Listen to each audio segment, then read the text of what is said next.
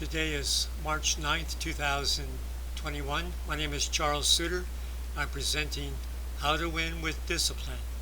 My main message is whatever it is you want, apply self-discipline to get it. Discipline is the tendency to do what needs to be done and to avoid doing what doesn't need to be done, even though it might be enjoyable in the moment. Discipline is a highly developed character trait based on a combination of high self-esteem, positive beliefs, higher levels of consciousness, ingrained willpower, and intentionally developed positive habits. Discipline is the essential ingredient in success and happiness. On the other hand, permissiveness is the product or the proclivity to avoid real work and to find rationalizations to indulge in short-term pleasures. Once you've developed a disciplinary lifestyle, you begin to reap plentiful rewards. A disciplined life doesn't mean there is an absence of indulgence, but it comes only after all the necessary work is done. Proposition 1. Goals are achieved by the discipline of hard work. Discipline is doing what needs to be done when it needs to be done. On the other hand, permissiveness is doing what feels good in the moment, but need not be done. Permissiveness is a focus on short-term gratification, whereas discipline focuses on goals. I suggest you consider replacing the proclivity to instant gratification with the satisfaction from progressive goal achievement. You get considerable satisfaction knowing that you are headed towards a goal and you're making progress. Goals are only achieved by hard work. Discipline is what provides the mental attitude to develop and stick to an action plan that leads to goals. If you have developed a work ethic and discipline to put work before pleasure, you will become a goal setter and achiever. Discipline is a mental process with a set of positive beliefs based on the insights that work only gets done when you do it. The more work that gets done, the faster goals are achieved and the faster you reach worthy destinations. So if you want to become disciplined, you must control your thoughts and keep them on what's most important. When you come to truly believe that whatever you most want is possible, then you're more willing to do the work to achieve it. To maintain your motivation while you work towards your goal, periodically take time out to visualize the goal as completed and imagine yourself enjoying the fruits of success.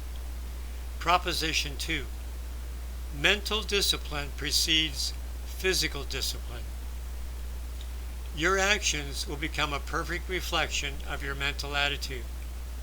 Your attitudes come from those thoughts you permit to enter and to stay in your mind. So begin developing self-discipline by controlling your thoughts.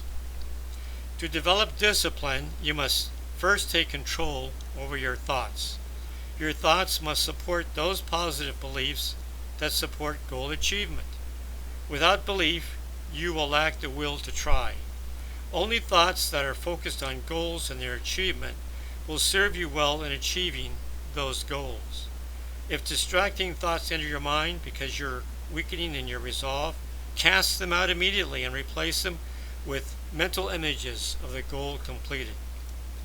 Discipline requires sufficient motivation to give priority to long-term rewards.